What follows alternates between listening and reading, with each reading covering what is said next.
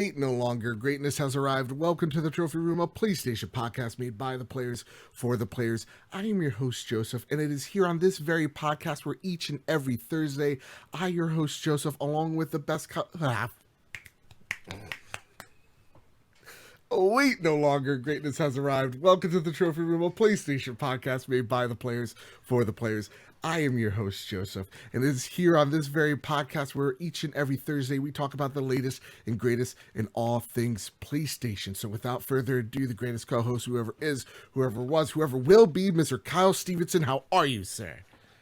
Doing good. Doing pretty good. You nailed it that time, Joe. You nailed it. That was great. It's about to very happy to see you, and you're not a giant puddle because we survived the awful heat wave that was this past weekend. And it's awful.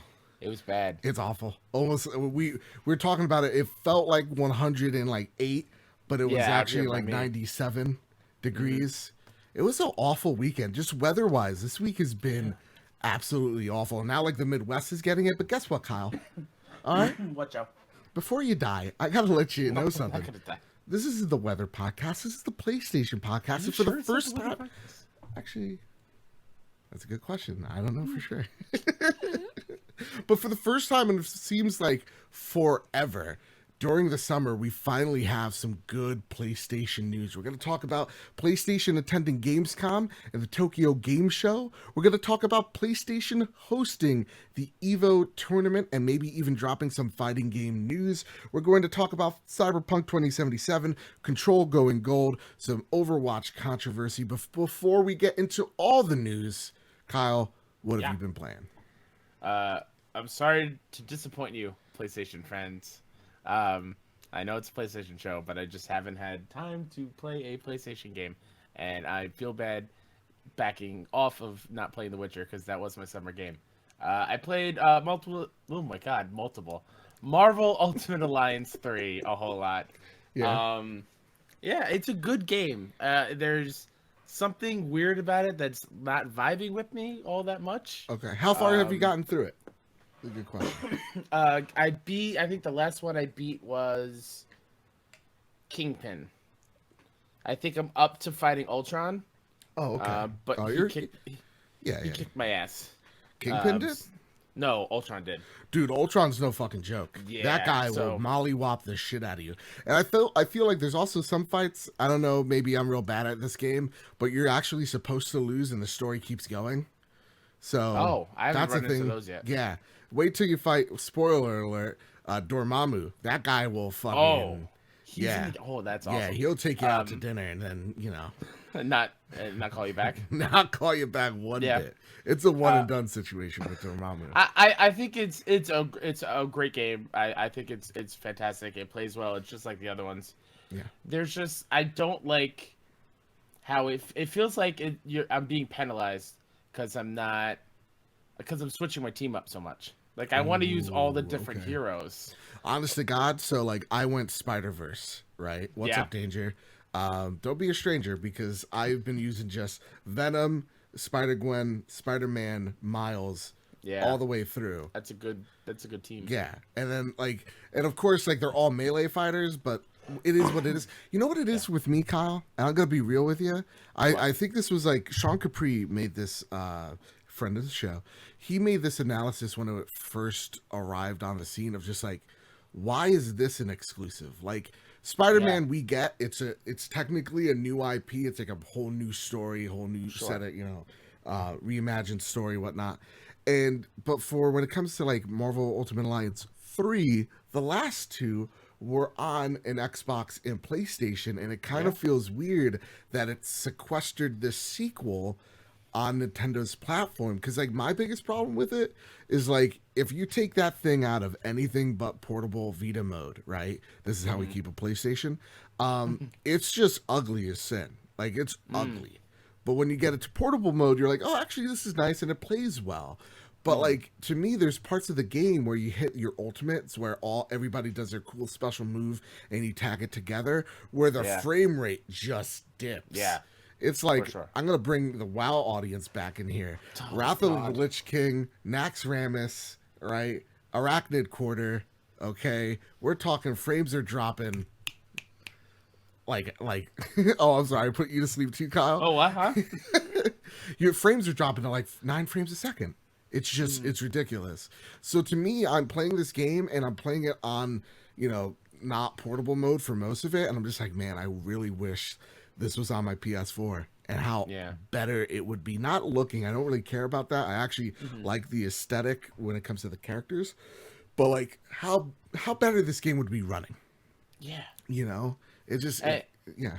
And again, as somebody who actually likes a lot of trophies, I could think of many different trophies that would be cool to achieve. Like, do I don't know what they're called in the game. I'm blanking out. It's synergy moves, yes, or something, where like you and your teammate, like somebody else in your team, does like a special variation of whatever your special abilities are. Like, I don't know, Wolverine. Do like the Wolverine fastball special. Yeah. Like, that would be dope as a trophy. It actually might be one in the old games, but just the puns they can use. Yeah, like do different combinations of everyone's ultimate. Like Deadpool would be like when you unlock him, you like unlock Taco Tuesday. Like something. Oh, that'd be great. Yeah, something awesome. But again, it's a good game. It's not great. It's kind of what I needed in the moment to kind of forget. But Kyle, can I actually start really depressing PlayStation people because they come here for a PlayStation show? Oh, so you were just giving me crap because I brought up a Switch game, and now you're going to bring something else in here? Even worse. Are you going to tell me... Hold on, time. Are you going to tell me that you played more Apex over on the Xbox platform with one Luke Lore, Insipid Ghost, and somebody else? Is that what you're about to say? Somebody else? Well, no. Actually, today I played alone, and I wiped 3 squads by myself. Okay? Wow. 3 squads by myself. Awesome hook shot. I revived 2 people while they were in the storm, and I hook shot onto my. Oh my god, it's so cool. 10 kills, 1,400 damage. I'm rounding up. On PlayStation or on Xbox? I'm not going to talk about where I played it because that's not important. I'm leaving. It's because it doesn't have cross progression, or else I'd gladly play it on my PlayStation. I get it. But even worse than that, Kyle. What? I played Gears of War Tech Test. Oh my god. It was a lot of fun. Kyle. I'm sure it is, but I mean, it's my game. Like, that's like, and I say this all the time. Like, I'm a PlayStation gamer 90% of the time, except when it comes to Apex and Gears. And, dude, I love this game so much. I just want the sacred symbols on the screen instead of the A, B, X, Y bullcrap. God, it was really good. And like, again, as a PlayStation fan, I gotta give credit where credit is due. But enough of this, okay? I want to talk PlayStation. You're right. Yeah. Kyle. Well, I'm the one that started it off wrong. I said I was playing a Switch game, but that's true. You know what? This is all your fault, Kyle. Fine. Everybody direct your hate onto this man. I'll take it. It's fine. Whatever. Let's start with what some places like to call news. There's always news, rumors, speculation.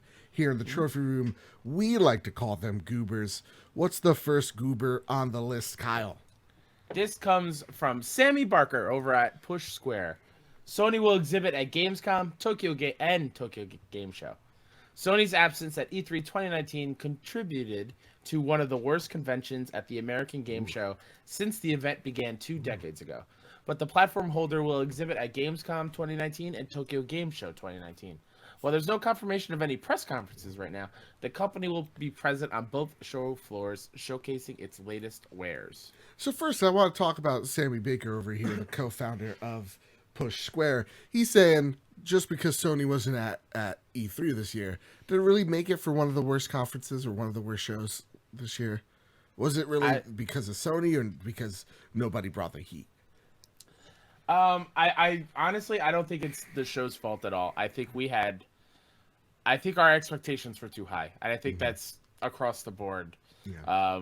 There's no one press conference that really blew me away. Sure. There were some very solid press conferences. Xbox was solid. I like Squares a lot. Oh God, Nintendo's was great. Nintendo's was great. So like, they're very solid conferences, but none that really blew anyone out of the water. So like, I think it's just our expectations were so high. It was a middling show. I've seen worse E3s, is what I'm getting at. There's Ridge Racer, Wonderbook on stage. Oh my! Why God. was Wonderbook on stage for so long? Remember when Miyamoto was like playing an instrument, but he really wasn't on stage? Yeah. Yeah. God, the Labo of last generation.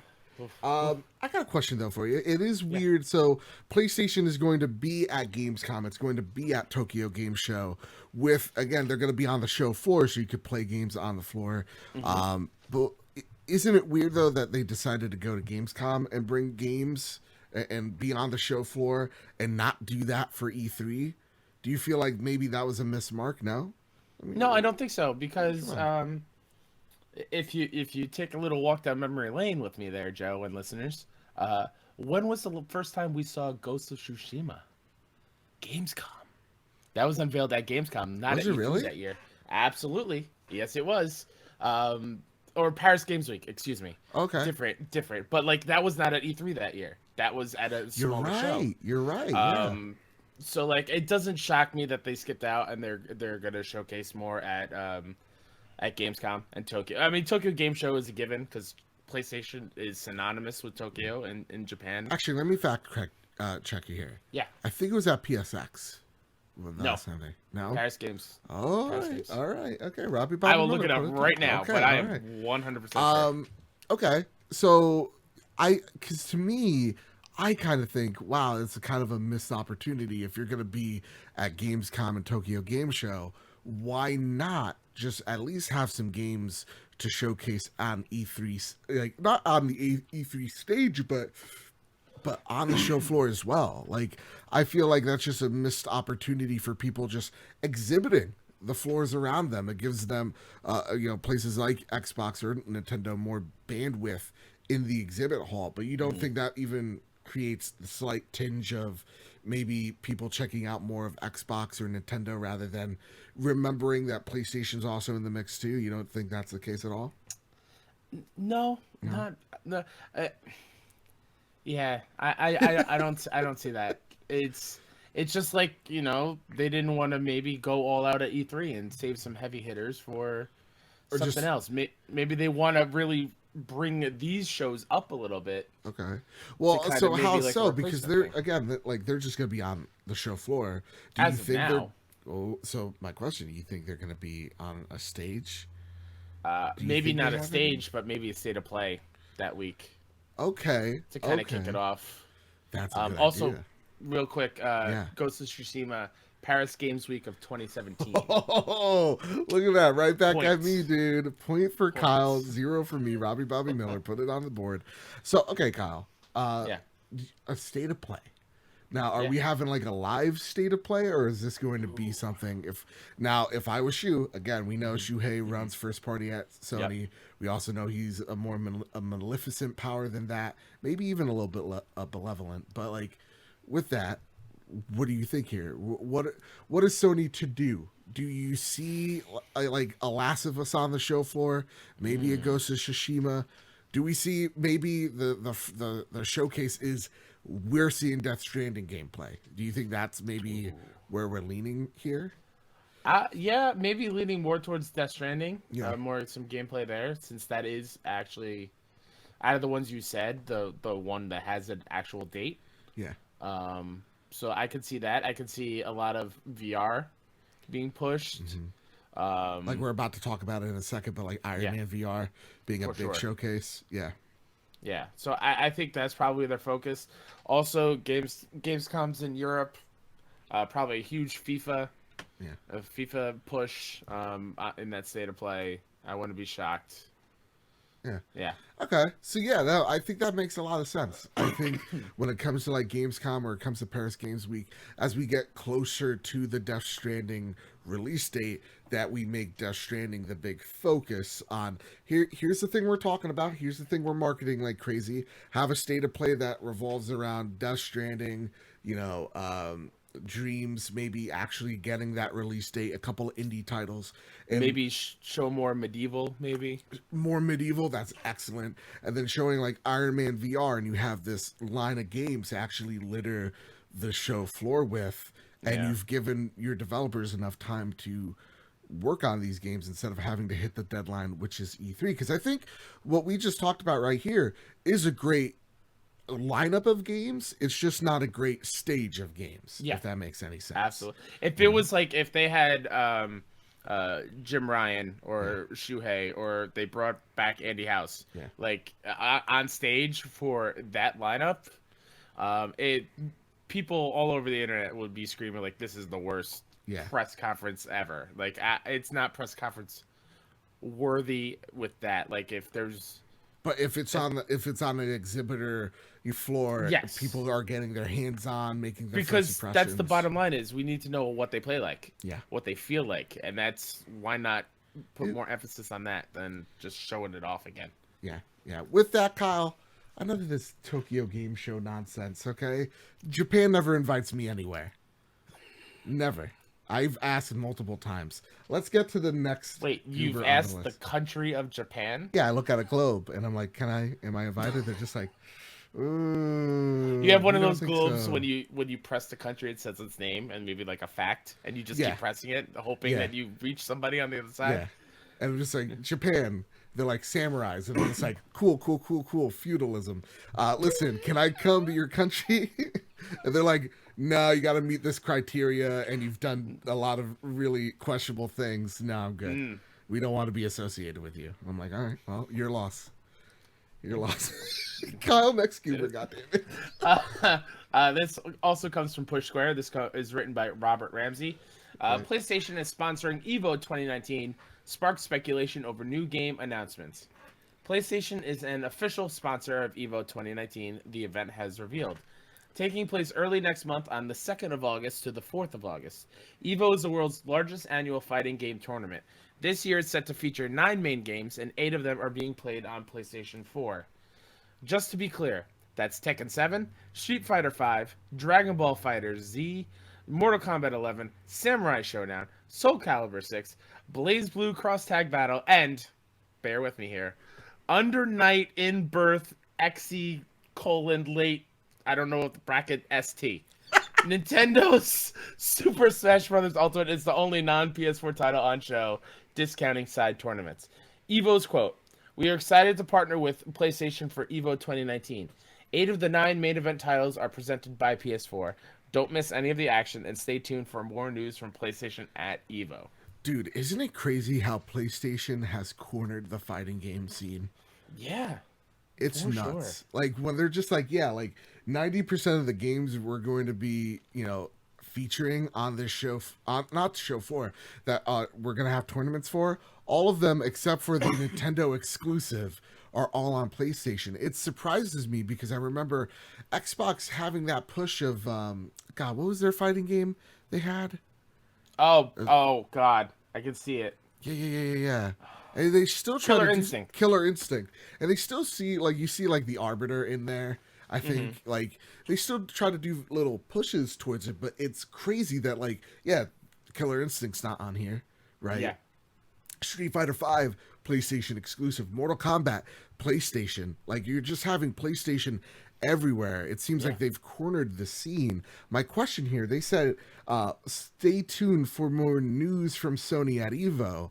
Do you think we're going to see some type of Sony making a mark, like announcing maybe Street Fighter 6 or some type of expansion? Oh, I see your face, Kyle. I know what you Come on, want. Joe. You know what I want. Go for it. I'll give it to you. It's PlayStation All Stars Battle Royale 2, baby. That's what it is, man. That's what I want. Give it to me. Also, real cheap plug while we're here, since it's on topic. Yeah. We had a guest on earlier this year, Emmett. Yeah. Emmett Watkins Jr. Yeah. One of the best.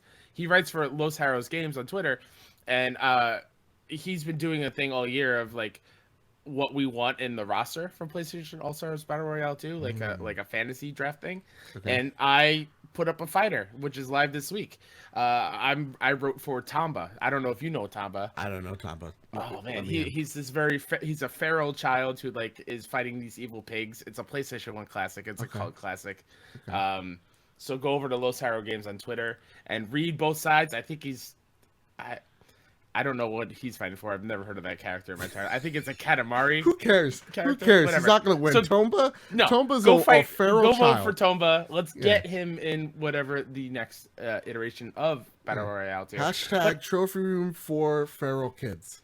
Absolutely. Oh my God! Don't make that trend. 1877 feral kids.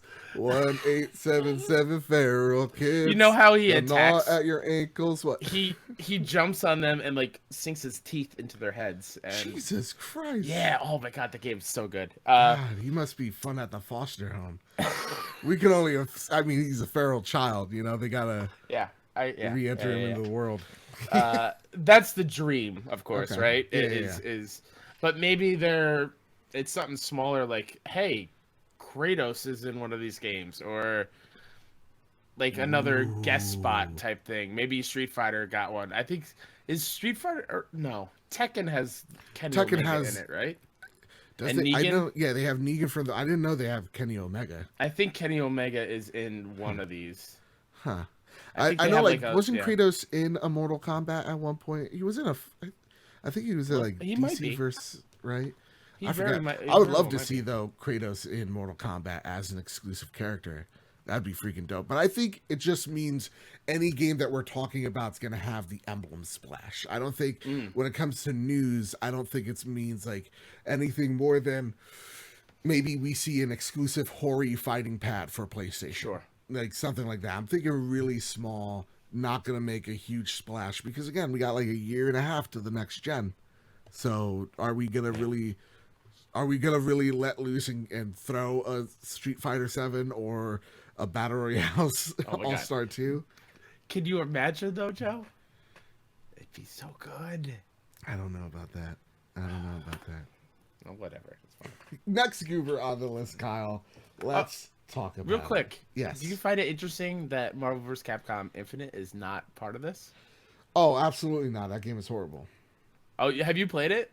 Yeah, I've only heard absolutely awful things about it, so I can't like go. Oh, from experience, but okay. from what I've seen, from what I've heard, it's nothing but. I actually saw the limited edition, like up close and personal. Remember, there's an old controversy with the limited edition because the Infinity Stones just like look like Easter eggs, like cheap Easter eggs. Oh no! Oh my God, they look awful. Oh no! They really try to cheap it out on it. Oh my God. Anyway, yeah. Let's talk about something that I have a lot of interest in. You and I both have a lot of interest in. And that is gameplay footage from Marvel Avengers has leaked from San Diego Comic-Con. This comes from Joseph Yaden over at PS Lifestyle. And what I'm going to do, instead of talking through the description of this video, I'm just going to talk about some of the notes that I saw from the characters in this trailer. And then I saw Iron Man, Thor, and a bit of Hulk. You saw Cap and I think Black Widow versus Taskmaster, right? Yeah, I saw a little bit of extended of what you saw. Yeah. So what I found was interesting from each character was they all played like similar games we've already played. Like Thor played a lot like Kratos from God of War. Absolutely. Like his hammer acted like the axe from God of War. Comes back. It throws it, comes back. The cool thing that what Thor's hammer does, other than just conjure fucking lightning, is actually when you hit people with your hammer, you can actually leave them there in place and then just fight other people like Kratos would when he doesn't have his axe, which is awesome. The cool thing as well, when you throw the hammer and you hit a weak enemy, they literally go flying. Which has to, like, these people are dead on impact. Let's be real. 100%. I mean, we're going to get to Hulk in a second. Like, those people are in wheelchairs. A lot of people died. A lot of kids are orphans. Yeah, dude, it looked awesome, though. Thor's gameplay, I was just like, okay, this looks good. Not great, because I've already played the perfect version, which is God of War. Yeah. Then it switches almost seamlessly. It has a little cutscene, seamless transition to Iron Man. And then it goes from literal God of War gameplay straight to what I recognized as Anthem gameplay. It's like what you wanted from Anthem right here. You're Iron Man, you're flying. They nailed it 100%. You're in the the Golden Gate Bridge. I was almost forget a fucking national landmark like that. And it kind of reminded me, of something like Anthem meets Star Fox in the best way. Okay? It looked fantastic. You were shooting these soldiers that were flying in the air with jetpacks, and then you land on the ground, and then you just start laser beaming folks. Like you're not like you're punching them for sure, but you're mostly using your hand cannons to fight off folks. It looked really awesome, and that's where Yeah. the gameplay looked totally unique to me. And then we saw Thor, and from the brief snippet I've seen of Thor, he reminds me of what was it, the Ultimate Mayhem game on Xbox, right? Was that what it was called? I don't remember. Oh God, I'm gonna when you take over, it reminded me of that. He seemed like how Hulk would fight Oh, normally. you're talking about Hulk. You said Thor. I got Oh, confused for a sorry. second. Yeah, when we see Hulk, he's just a monster, and he fights like a ravaged monster. Like, really, think of the Avengers, the movie, where he's like bashing into like city buildings without a care.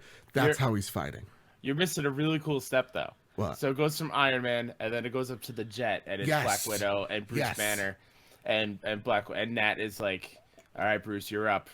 And then you see him like take off the glasses, and he does like a big, and then he runs out the jet, and he jumps, and you see him transform, and then land, and it's full Hulk mode. Dude, and when he's hitting people onto the ground, you literally see the asphalt break, and that's why I'm not like he's using guys the like as a weapon to hit other guys with. He like, lands, picks somebody up, and does like the Loki thing. Yeah. and just starts playing in them on the ground. It's and- awesome. Oh my god, and like the thing is like when they're landing on the asphalt, and it's not like a little crack on the ground. It's like a block, like a city Yeah. block breaking.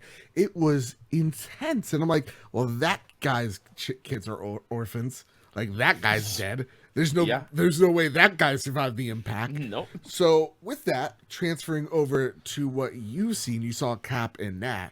How did they Yeah. play?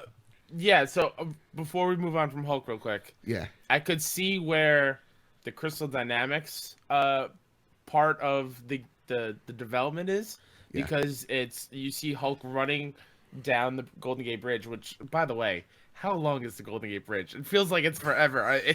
Like there's destruction. That's besides the point. Yeah. But Hulk is running, and then there's these red ramps, very easily visual markers, kind of like Tomb Raider, where you can find ledges and stuff. Okay. And then there's like claw marks on the side of things that Hulk can run, like wall run Yeah. on. So yeah, then Hulk goes into So the classic visual cues of yes, like Uncharted, like with the or yellow Tomb and Raider, stuff. Yeah. Okay. Yeah. So then Hulk lands, and I forget how. I think they're talking to Cap in the helicarrier, because that's like taken off. Yeah. And he's trying to stop something in there.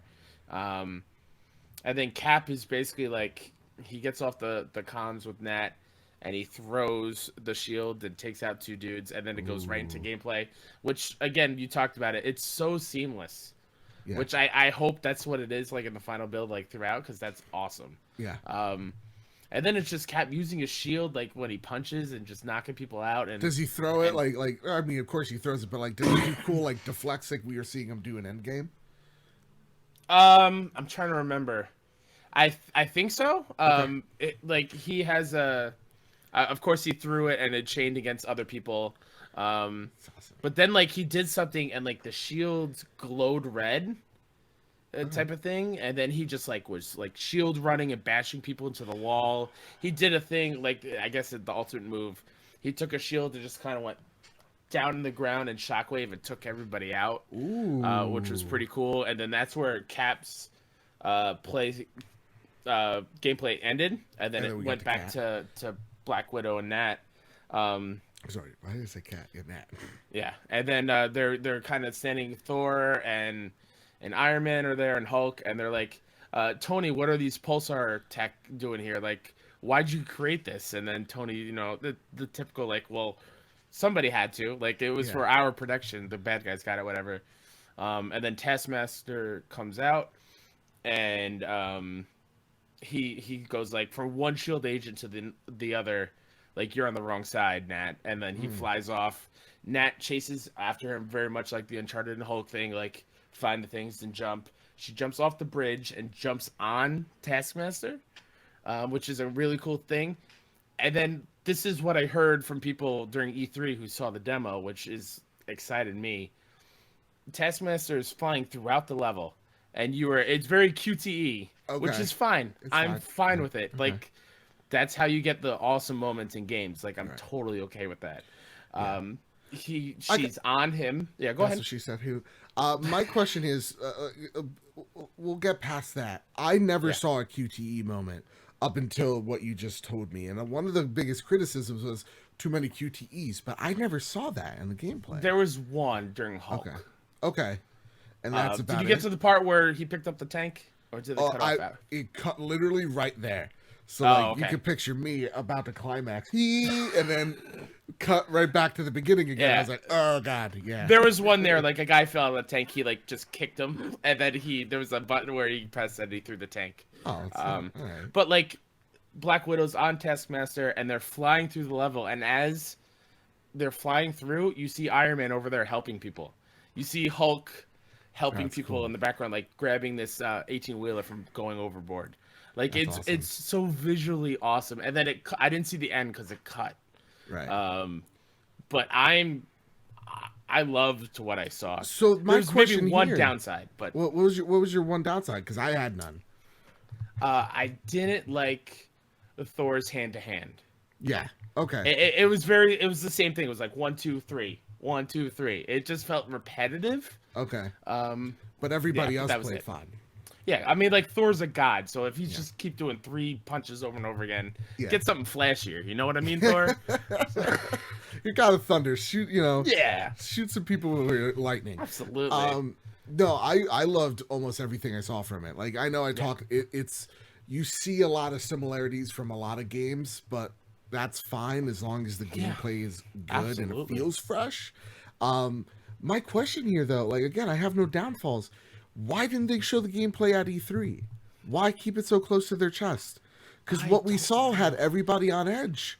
And like I walked away from it going, oh god, this doesn't look good.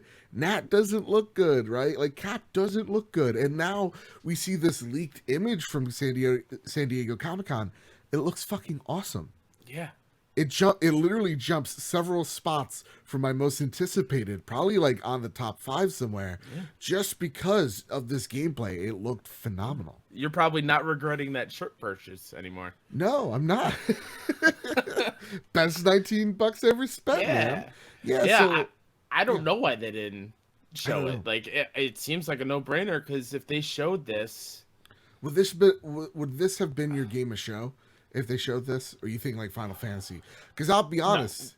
yeah. Yeah. Go ahead. I'll be honest. It would have been my game of the show. Yeah. That would have been the thing I would cream my jeans over. Yeah, Final Fantasy VII Remake would have still been my game of the show. For a second, when you said Final Fantasy, I thought of the 8 remake. I was like, Joe, calm down. I was hyped, but not. Remake would still steal it, but this would be a solid 1A. Okay. Like right up Right there. under I love superheroes. Yeah. I love the style of that game from what it looks like. Big set pieces and action. I love the voice cast. Like it is a Kyle-ass game. Yeah. If you were to say like Kyle, what's your game? That's a Kyle-ass game. Yeah, yeah. And the cool thing about it too, they also showed off variant costumes as well. So don't worry about if you weren't a fan of the Iron Man costume, don't worry, the variant looks awesome. I was not a fan of the Captain America costume. The variant of it looks way cooler. Also, it seems like they've worked a bit on some of their faces, so your complaints so far, it seems like they've touched up some of them. So awesome. They're listening to the feedback, the constructive parts, and yeah, from what we've seen, I just wish we saw this at E3. But with that said, we also got to see, at least I did, 20 minutes of the Iron Man VR game that's hopefully going to be at Gamescom at Tokyo Game Show. And my first impressions of that trailer, what we saw, was I was worried it was going to be on rails. You're actually free roaming. You're actually flying around, the Tony Stark's house, and you're also flying over the village that is accompanying it. So like you're in like Santa Monica for the most part, and you're just flying around. It looked incredible. The enemies you were fighting, the pulsers, you're actually using the PSVR controllers to actually fire your repulsor rounds at enemies. It looked super cool. Looked super Yeah. dope. Camouflage. Holy crap! It looks awesome. I can't Yeah. wait. With that, Kyle, let's get into the next goober, which is We got some Flash news. Flash news. We got some Flash news. Let's talk about Cyberpunk, Kyle. Robert Ramsey from Push Square. Cyberpunk 2077 has no pre-order bonuses. Quote, "We don't do that. Everyone gets the same game." Bravo. Cyberpunk 2077 won't have any pre-order bonuses. A user on Reddit asked the game's official Twitter account if there would be any incentives, and the developer's reply is rather refreshing. Quote, "We don't do that. Every person that buys the game gets exactly the same in-game content, no matter if they buy it in pre-orders, on release date, or 2 years later."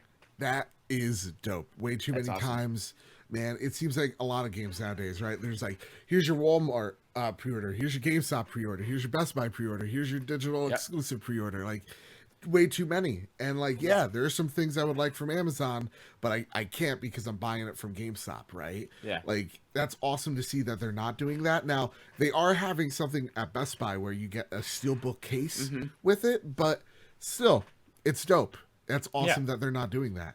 Do you know what the worst offender that comes to mind when I think of that? Who? It's Arkham Knight.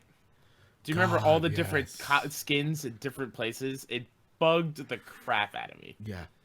It's That just was like, bad. just give me the game. What are you doing here? Now, my question here for you, Kyle, is this is marketed as for Microsoft, I believe, right?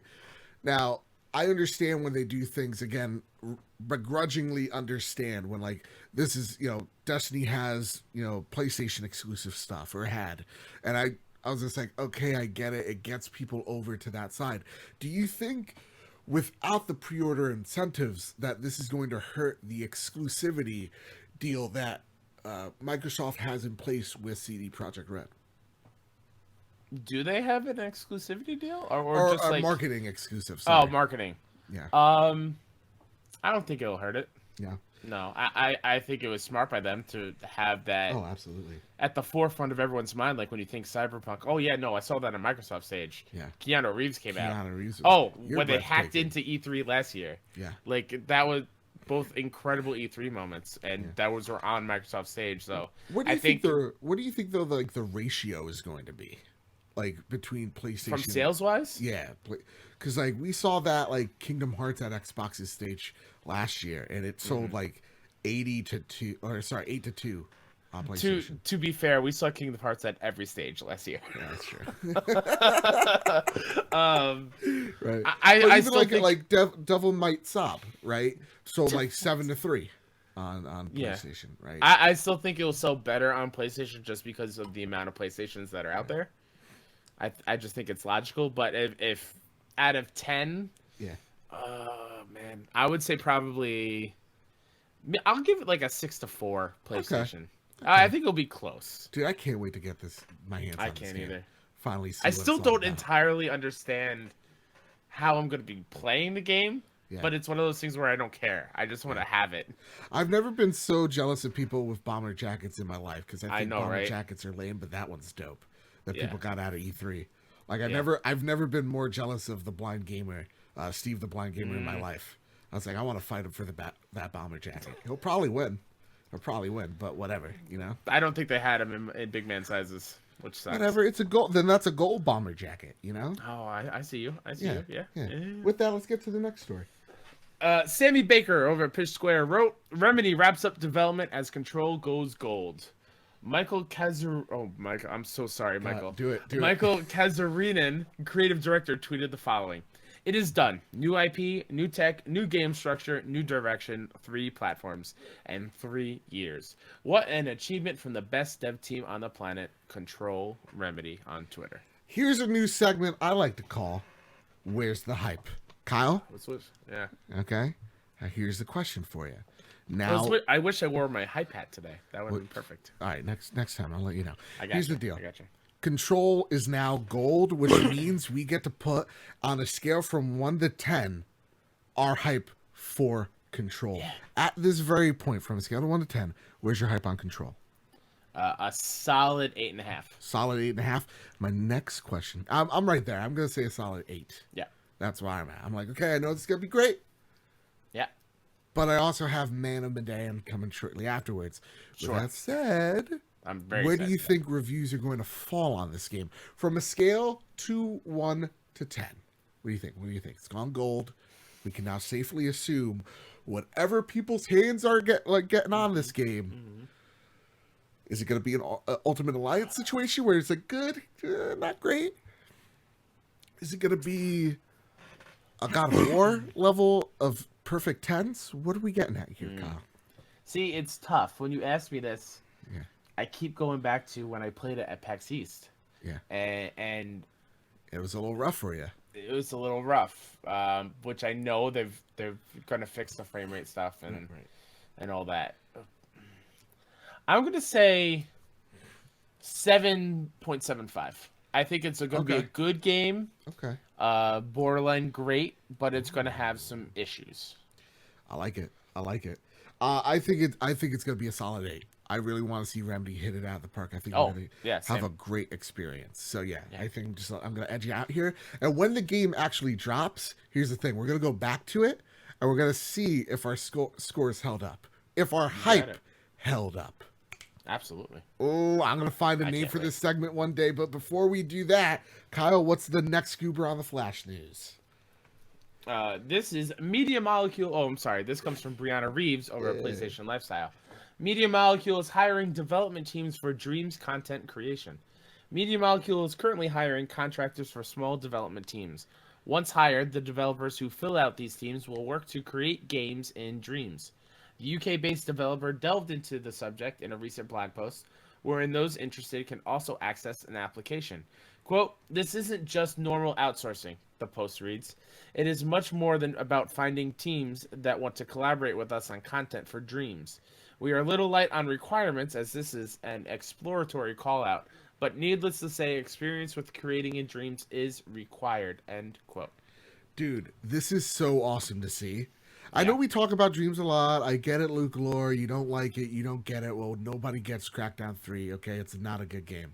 But, like, to me, I look at Dreams.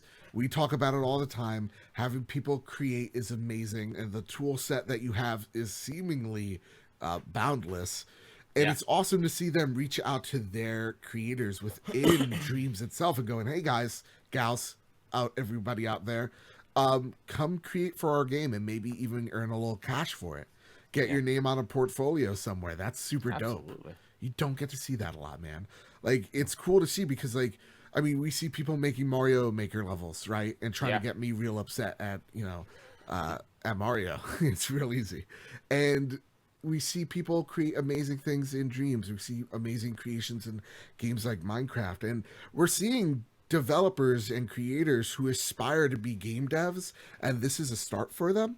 And that's the thing that gets me really excited for these endeavors. Like the guy that made Snake Pass, he got that job because he worked on Little Big Planet 3 levels, or 2 levels. Like that's not even like where like he just was at home and created them, like which is awesome. Yeah, so it's just a feel good piece as we get into the real shit of the week. Kyle, let's get out of the Flash news and into the big goober of the night. Let's go for it. This comes from Andrew Webster over on The Verge. Overwatch's next hero is Sigma, a scientist who controls gravity. Blizzard has revealed the 31st hero to join the ranks of Overwatch. Yesterday, the company released a short animated trailer that showcased Sigma, a Dutch astrophysicist who underwent a dramatic effect that left him with the ability to control gravity. Quote, "Gravity is a harness," Sigma says in the trailer. "I have harnessed the harness." Ooh, what a quote. That's a badass. Wait, can I say that? Can I say that, please? Yeah, go ahead. "Gravity is a harness," Sigma says in the trailer. "I have harnessed the harness."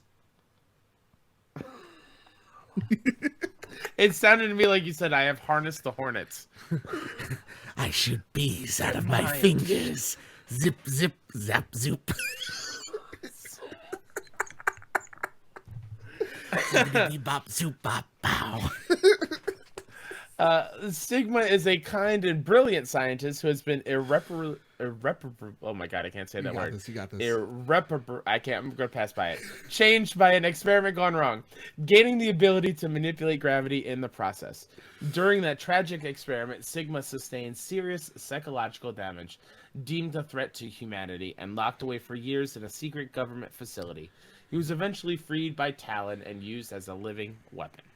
Now, this is a part 2 over from Polygon from Patricia Hernandez. And Kyle, would you like to read that portion for us? Overwatch artist says Sigma's bare feet meant to sell the Asylum look. One thing that stood out to fans at the time was that Sigma was floating around with bare feet for seemingly unexplained reasons. But recent comments by a Blizzard developer reveal that the two details are actually related. Over at ArtStation, a website where artists can display their work for fans and recruiters, Blizzard character artist Kui Fang recently uploaded Sigma's concept art. Someone inevitably mentions that they hope Sigma's future skins will include shoes. This may seem like a strange reaction, but Sigma's toes have sparked confused and grossed out reactions across the fandom, as it seems strange to be an armored fighter who happens to leave one part of his body so vulnerable. Fang is quoted by saying, "Thanks for your feedback. We decided to keep the feet bare to sell the Asylum look a bit more.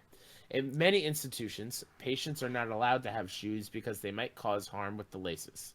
While Sigma isn't necessarily in danger of that, we felt that having no shoes helped draw that connection. I also had iterations of him with shoes on, and it made him a lot more generic. So in the end, we decided to leave him bare feet. That's just what the reasoning internally was, though. I'm sure we'll be making skins with shoes on him in the future." End quote. After his reveal, some fans critiqued Blizzard for using poor mental health as a shorthand for villainy. Traditional madness tropes such as this one can help reinforce stigma around mental illness. Now it seems as if Sigma's poor mental health situation isn't just backstory. It's baked into the design of the hero. The famous Seamus writes in. And I put this out of the Casa de Bad Bit Discord server. We were having a really good conversation about it because I didn't understand at first the outcry and why people may or may not be upset with the look, and why, like, there's no shoes. If you love the birdcage, you know that reference. You also, like, if reference. you're watching the video version, while I was reading that, I kind of smirked because, like, we're talking about dirty toes, and it's just odd to me that we're talking about that on a PlayStation video game podcast. Yeah. Like, that's newsworthy. Also, it's really weird that it is, as of recording, 9:50 at night, and I'm hearing someone drill something seemingly on my door. So if you hear that, my apologies.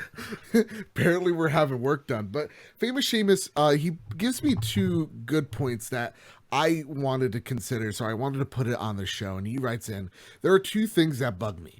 The fact that the artist used the phrase asylum look went about the fact that Sigma had no shoes. It really feels like they dismissed the look of at mental health facilities. The way they use it kind of reminds me of those fake scars people used to sell to give people a emo or broken / look.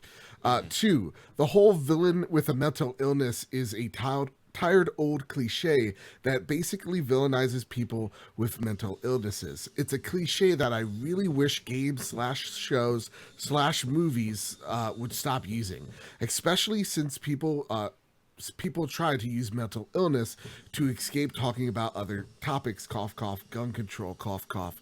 Yeah, that's a really good point. Cough, cough. That's me saying it. Cough, cough. Or to treat people like garbage. So, Kyle, that's some really good insight.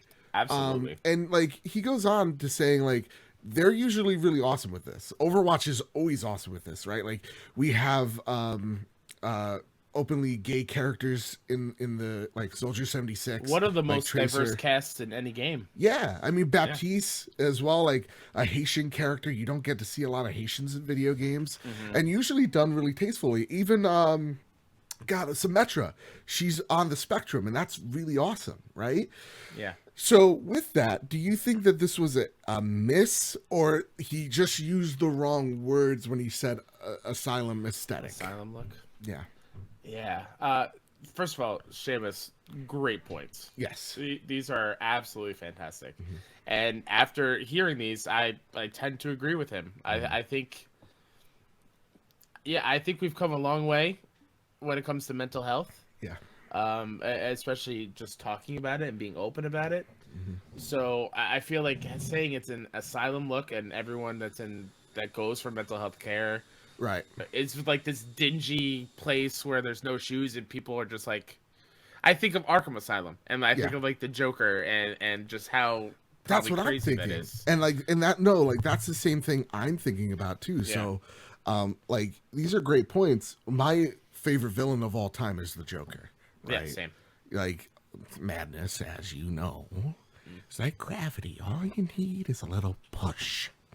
And God, it's such a great line. Heath Ledger Yeah. killed that role, but like you think of the Joker as just like this lunatic, like he's beyond a mental illness. Like this guy is just like he's evil incarnate. He's chaos, an agent of chaos. Anyway, but like he's just an evil dude, at least to Yeah. me. But then when you think of the rogue gallery of Batman villains, like dude, he's fighting a lot of people with like PTSD, bipolar disorder, schizophrenia. Like Yeah. he's beating up a lot of, and they're all going to Arkham Asylum because they're all cuckoo, right? Yeah. Like, and that's and it's weird to go, oh, I'm okay with that, Mm-hmm. but am I uncomfortable about the stigma behind Sigma, right? And that's Yeah. the thing that gets me. And Sean Capri, that would be an awesome title, by the way. But like, that's what gets me a little confused is that I understand what the artist is trying to say by like the no shoes aesthetic means he's in this, Yeah. goes along with insane asylums or whatever. And I understand how that's not a good look. I also like to before recording the podcast, I looked at gameplay of Arkham Asylum, and you notice all the inmates that you fight in the game are all Oh, barefoot as jeez. well. Yeah. Yeah. And like sure they're all super jacked and that doesn't make any sense, but Mm-hmm. I understand what the artist was trying to get at. And yeah, I do think it's a little weird because when you look at Sigma, he's a super jacked up like 8 foot tall monstrosity. Like he's a Mm-hmm. tank, right? And Mm-hmm. then he has like his little toesy woesies out and about, not even wearing fucking socks, Yeah. And that's just a little weird to me.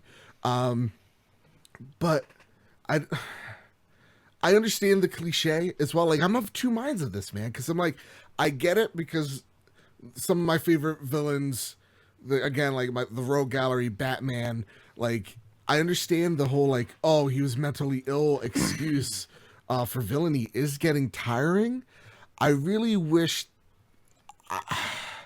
I don't know how to approach Sigma because I can't, Mm-hmm. I wish I could sit here and be like, this is dumb and this is the dumbest thing ever and I hate this, right? But like, I don't think it's the worst thing in the world. And this is coming from someone like I have, I think you could consider it a mental illness. Like I have super depression, anxiety, Oh and yeah. I'm not saying that Same. I could speak for everyone here, but like I don't get offended, but I understand why you would, and I Oh, also understand absolutely. the camp why you wouldn't. I'm just of two minds, Yeah, you know? as I'm kind of with you. I can see both sides of this. Yeah, Um, for me, where it says like he went through a traumatic event, his ability yeah, to control gravity. Like if they go into more detail of that, and like I can see where he how it made him to get right, to this point, and yeah. like it makes sense. I can kind of forgive what I'm kind of hung up Yeah. with these points. Maybe if he was already a douchebag. Yeah, Because it seems like I think there yeah, just needs a bit more backstory with this character. 100%. Like if he was already a bit of a dick, and then that's the reason, like it, because it shows in the trailer he gets zapped by one of his experiments, and that's where he goes. It's a really awesome, trippy trailer. Really, it's like Jacob's Ladder meets One Flew Over the Cuckoo's Nest, and like it's a really maddening thing. And I think if this is like maybe the experiment made him enhanced his craziness, like it enhanced the Hulk's, anger. Like if they Yeah, made him like a stereotype for the Hulk, I think that would have been better. And maybe if he wasn't used as a weapon, maybe if he was one of that hierarchy of Talon, the bad guys of Overwatch, then I would be a lot more comfortable with him there. But I think sure. the reason why I like the Joker, and I'm just kind of go 360 with it, is though he is clearly mentally ill, he's also insanely capable of doing, of course, doing really evil shit. But like, he is an extremely capable character, and though he has a mental illness, it by no means makes it a crutch for what he does. You know what I mean? So it to me, as long as a character is poised and held up in a strong regard, I don't mind. But yeah, I feel like there's just a problem with, I guess, the messaging that they're trying to go across here. Yeah, absolutely. With that, Kyle, I got a question for you. Yeah, what's up? Do you have any closing remarks as well, or just nothing? No. I think what makes that, I think that's why Seamus has a problem with it, and why we're kind of hung up on it. Like, if the artist simply just said, sell the asylum look, and just kind of explain that in this world, patients aren't allowed to have shoes for this reason. Yeah, I think it would be, it wouldn't be as bad. It wouldn't look as bad or sound as bad, I think, personally. And maybe that's like and also like the uniform that he's using doesn't match the asylum look at all. It looks, again, like he's a big tank. But like, maybe if he wasn't so fashion designer about it, right? Sure. It's like, oh, I'm giving him the asylum aesthetic, like that would be a lot better if he went into detail about each little thing. And maybe he did. Maybe we're just grabbing quotes, but yeah, it's a weird one for sure. Multifaceted, absolutely. With that, Kyle, I got a question for you. Oh, I think I know this question. Are you hanging on to something? Always. Good. Prepare the drop. Each and every week, PlayStation drops the oh my god, you didn't hang on to something. PlayStation drops the latest and greatest in all things PlayStation onto the PlayStation Store. The problem is that there are way too many awesome games that hit the storefront. So me and Kyle pick one game each to talk about why we're so excited for these games. Kyle, what's your pick?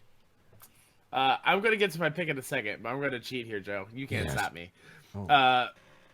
Surprising that Wargroove is finally out on PS4. Yeah. I heard many great things about the Switch title. A lot of people compare it to Advance Wars, which is I'm excited to play. It'll kick your ass, dude. It'll kick your ass. It doesn't. I'm excited. Garrett Bland loves it, so yeah. Okay. Also, I'm not saying this is a good game at all, but I love that this is a thing, and it's keeping the Vita alive. Not really.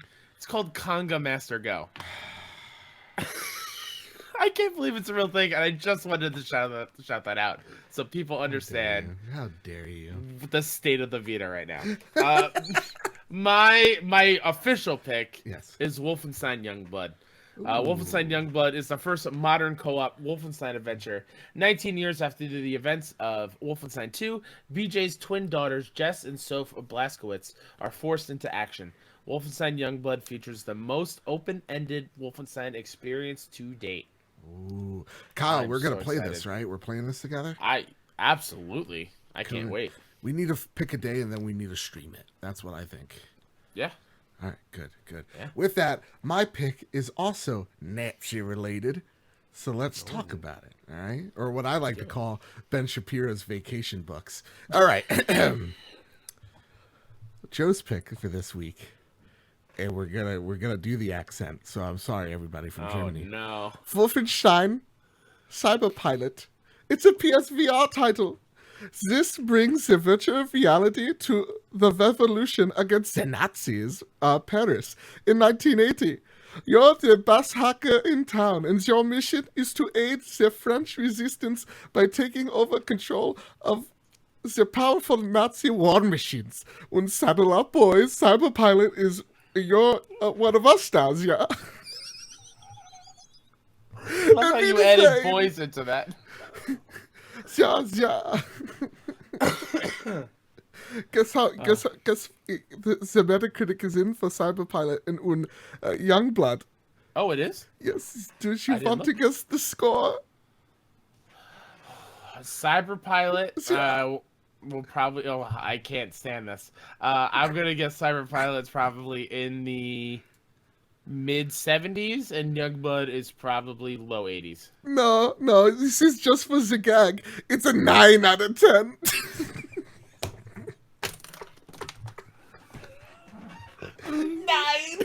can't. How dare you? I can't hear anything you're saying. This sucks. That was bad. I can't. I'm leaving. Any other PlayStation podcast need a host? Anybody? Mine. And you walked right into it. You were just like, "Oh, is it really?" It's not. Oh God, that was a good one, guys. I'm that re-quitting again. I'm re-quitting again. God, I love this show more than most things. I'll be honest. It's fantastic. I thought of that right on the spot. I was like 9 out of 10. That's great. Let's get to Andy Snail Mail. All right, let's talk about fools that'll fall for anything. As you know, Kyle, you can go right into the show. If you have a PlayStation question, you get a PlayStation answer read on the show each and every Thursday. You can write into us at PS Trophy Room. You can write into us at the Case de Bad Bit Discord server, or you could send your mail, fashion it over to Andrew House's house. And guess what I do, Kyle? Guess what I do? Take a gander. I steal his shit. Really mad at I you. steal it. I go to his P.O. box, I take his mail, I slap him a little bit, I steal his Nissan, I drive back to the States. You go, whoa, what are you talking about? There's an ocean between us. Well, guess what? This guy's Nissan is also a ship. So bam, there you go. And here we are. We have a lot of tweets and a lot of questions this week. Are you ready, Kyle? 9. Throw it right back at he's not a fan of me this night. Fred Ramirez tweets in, when is the release date for the Iron Man VR game? Fred Ramirez, this is a great question. So this is supposed to be a 2019 release date. Mm-hmm. I mean, we saw it at San Diego Comic-Con. That you thought would be a great way of announcing the release date. Do you think this game's getting pushed back? Do you think this is having a holiday release date, kind of like a Tetris effect? Huh. Yeah. It's interesting because you don't want to. I don't think I would want it close to the Avengers game, which is next May. Okay. So it's got to be I'll say November. I'm just gonna throw that out there. November. Yeah, I think it's gonna be a Tetris, a Tetris effect type of like November. It's gonna drop maybe a week in between Doom and like Death Stranding. But I think that game's just gonna sell on its own because of the name. Yeah. Right. That would be I can picture like people on Christmas getting a VR and popping that in and be like, "Hey, Mom, come look, be Iron Man." And like that, to me, that's a perfect VR game to kind of sell it if you haven't tried it before. Especially from what we've seen, it was really impressive. Yeah, so I think absolutely. That's one game that Beat Saber. We could make a whole video about it. Wink, wink, nudge, nudge. The most famous Seamus I've ever met in my entire life writes it again. He goes, Blizzard has decided that PlayStation can let one of their characters be a playable character in Overwatch. Which PlayStation character would you pick to be in Overwatch? And also, what would their support role be? I'm going to add in that. Are they a support class? Are they healer? Are they a tank? Are they DPS? What are they? You're going to have to give me a minute because I need to think. I'm saying, because this is an easy pick, but I also think it makes perfect sense for Overwatch, is Kratos from God of War. Because Overwatch is a weird type of shooter where it relies on weird mechanics you've never really thought of. It's not like a Counter-Strike grounded, here's your frag grenades, here's your assault rifle. You see people like use gravity as a weapon. There's a literal gorilla that uses his fists and his gorilla rage.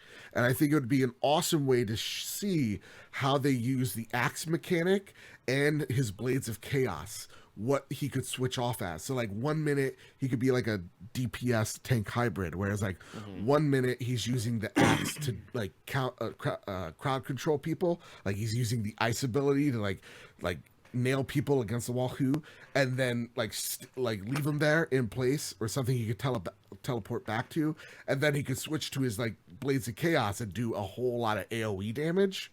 I think that would be really dope. And his ultimate is Spartan Rage, and he just gets really crazy and just a no holds bar. And maybe that's where he uses the blades of chaos.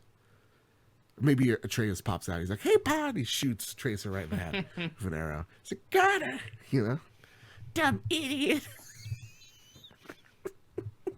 Kyle, what's your pick here? I still in deep was thought. thinking, and then you made that stupid sound effect, and it threw me off. What sound effect? What You stupid went sound who? effect? You went who in the middle of that? Did I? It's just part of me now. I can't stop it. I think Aloy would be pretty cool. Ooh. Um, A counter not to Hanzo. not sure what her ultimate would be, but I think she would be a cool like range character. Yeah. Kinda Well, she has far so away. many different arrows Yeah, that she can use to she's got like the blast pouch where she can throw like bombs and stuff. Yeah. Oh Yeah. my god, that's all. Yeah, she can have one ability where she's throwing grenades doing damage, and she could be a DPS / healer. So like she should be healing people with her like arrows, kind of Yeah. like one of the, I forget her name in Overwatch already, but like yeah, there's a lot of kits that you can make Aloy. That's oh my god, and just seeing her Blizzard-fied, Yeah. oh my god, that would be freaking dope. Nasty Boots has 2 questions. One of them's real serious. If Sony could take any IP from anyone, who would you want it to be, and who would suit for the PlayStation brand? So who would be a good fit for the PlayStation brand? For me, I'm taking the Master Chief. Honest to God, Really? John That- needs a better home. That surprises me, Joe. Why? What would you think I'd Because say? beginning of this episode, you were talking about gears and wanting to have the sacred symbols. I could have sworn you were gonna say gears. This is tough. This is real Yeah. tough. Because honest to God, this is the 2 IP I only care about on Xbox. Anything else could just be. And I'm still gonna stick to Halo because I remember having this long drawn out conversation like 10 years. Jesus fuck, 10 years ago, like Yeah. more than 10 years ago, with my friends going, "How awesome would it be to play Halo on a PS2?" And I just remember that conversation. And so yeah, I'll stick with Halo.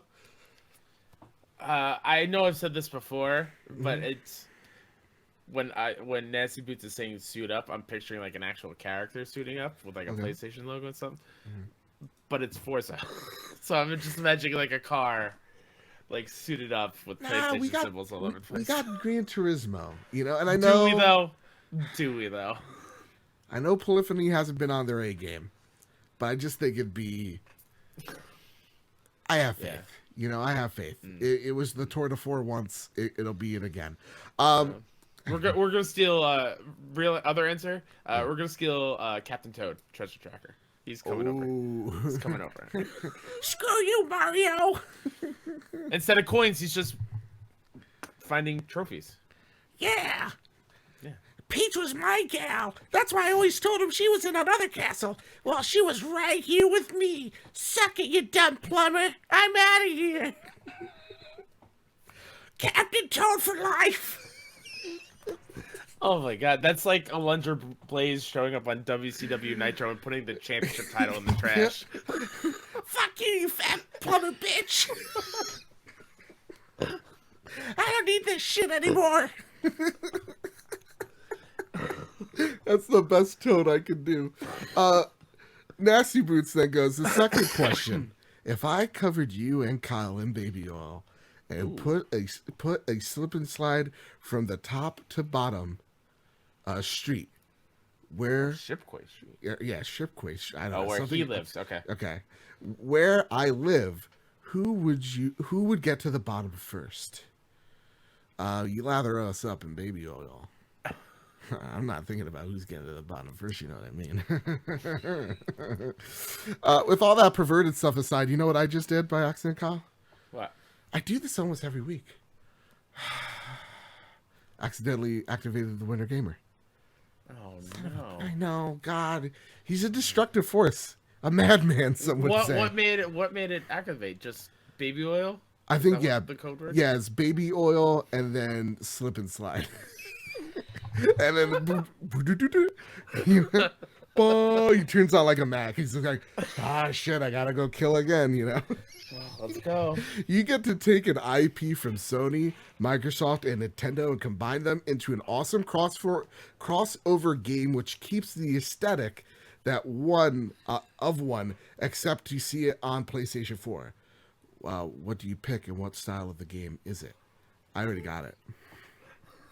What Mine is not serious at all, and it just popped in my head right Mine now. isn't either. Alright. Mine's is a buddy cop genre. We don't get to see a lot of buddy cops anymore. It's with the Master Chief and Nathan Drake from Uncharted. Because I feel like Nathan Drake is the rookie that just got in, into the detective agency, and Master Chief is like one day away from retirement, Okay. And Mario has stolen Cortana. That's right. Mario is well, wait for it. Is a real. He's like a Scarface like figure. He runs a big drug rink, and drug trafficking up the wazoo. You think he's a bad guy, but it turns out to be this is a Bowser's inside story. That's right. Bowser is in here. He's telling his side of the tale. He is in the back. You arrest him. He's like the first mission, and that's where he gets to really uncover some things. So you're working from the Bowser's flashbacks of Mario chainsawing people in half and shit, doing all sorts of cocaine drugs.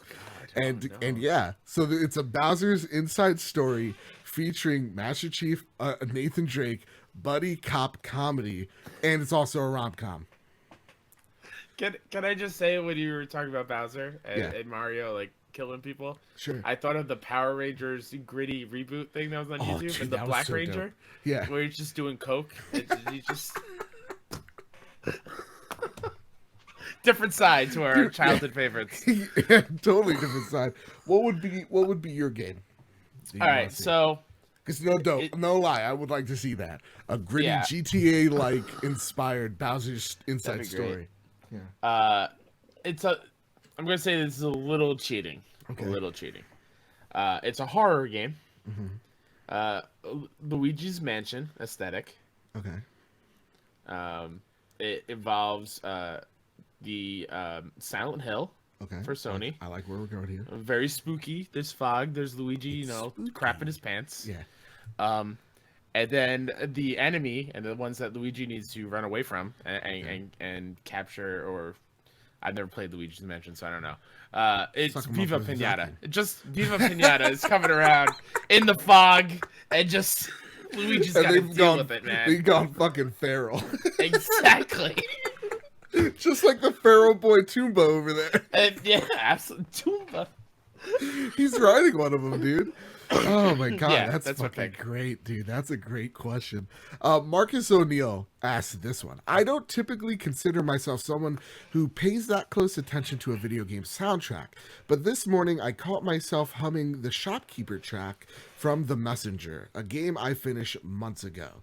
Describe the last time the music from a game really stuck with you.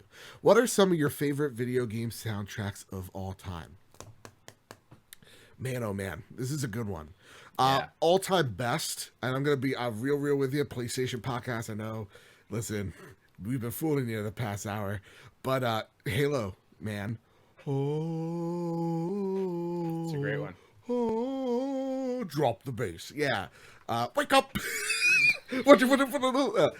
Halo is actually Halo 3's theme.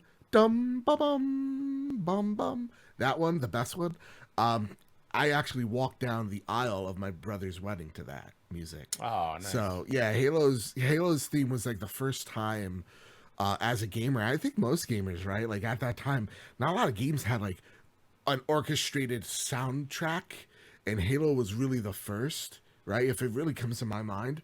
So Halo for all time, ones that stick with me constantly is if I'm doing homework or I need to focus on something, I play Horizon Zero Dawn's soundtrack. You took one of mine. Yeah? Yeah. I'm a real piece of shit. I'm sorry. No, it's fine. Yeah. I can It's still perfect. hear that menu music. Like, just when I think about the game, that is the first thing that comes to my mind. Yeah. It Also, is beautiful. God of War's main theme. Holy Absolutely. shit. Same thing with Spidey's. Oh, yeah. Spidey's is real good too. What are some of yours? Because I have one more, but I don't want to steal it. if Yeah. it's yours. Mine is easy. It always pops in my head, and it goes back to the E3, and we already mentioned it. It's Final Fantasy music. Just Ooh, as a one big thing, like the battle music, the victory music. Like I love Final Fantasy music, and like at E3 when the Final Fantasy VIII remake thing popped up, I knew it the moment the music hit. Like within seconds. That's how ingrained it is to me. You were triggered just like the Winter Gamer.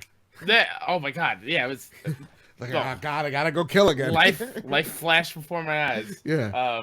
Yeah, Final Fantasy music is iconic and it's so damn good. I also love the Halo music just because like we would blast it in the car, like wherever we went in high school.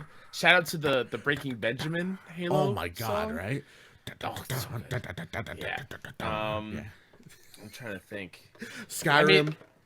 Nah, I didn't play Skyrim Skyrim, is- so What the fuck? All right. I mean, Yeah, Skyrim, dude, right? We'll just sing it for you, Marcus O'Neill. Doom music, dude. Oh yeah. Holy shit, rip and tear. Yeah. I'll rip and tear through like a nice, like I've been walking recently. A nice walk. Also, Nice another one is jog. the Uncharted music, the Uncharted themes. Like when you uncover something, the little chime in there. Yeah. Oh my god. We should just do an episode of like the best chimes in a fucking video game. Best chimes. The best chimes. Number 5. Number 4. And then we recreate the chimes, right? And that's it. Yeah, number 3. I think for the number 1, though, if we're being honest with myself at least, Mario, dude. Oh yeah. Do. You know that one? I'll do it for you. That one slaps, dude. Also, just Boop, like boop, boop. hitting a coin box. Oh my god. Yeah. God. That's- You know, why can't that's this easy. plumber solve anything without violence? Seriously. Yeah. Always punching things. Seriously. Rude. Jumping on people's heads. Inappropriate. Kyle, that's all the questions. That's been the trophy room this week. Yeah. Is there anything you'd like to plug? As always, I'd like to plug myself. WhoDatNinja73 on Twitter and on PSN.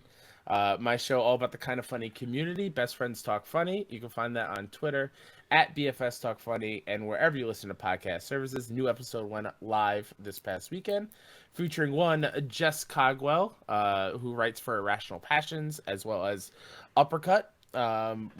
Fantastic, great episode. I loved having her on. Also, the Kinda NYC podcast called Dollar Slice Pod is on Twitter at Dollar Slice Pod. We just talk about nerdy things that we love and community events that we put on throughout the year. So go check it out. Woo, woo, woo. And you can find me over here at Bad Bit Games. You can find the trophy room there as well. You can find the trophy room on any RSS feed, whether it's iTunes, Google Play, SoundCloud, Spotify, wherever there's an RSS feed. You can find us. Please rate us 5 stars. It really does help me out. It builds this big, beautiful family that I call home. And so with all that said, and with all that out of the way, everyone, keep hunting and keep playing PlayStation.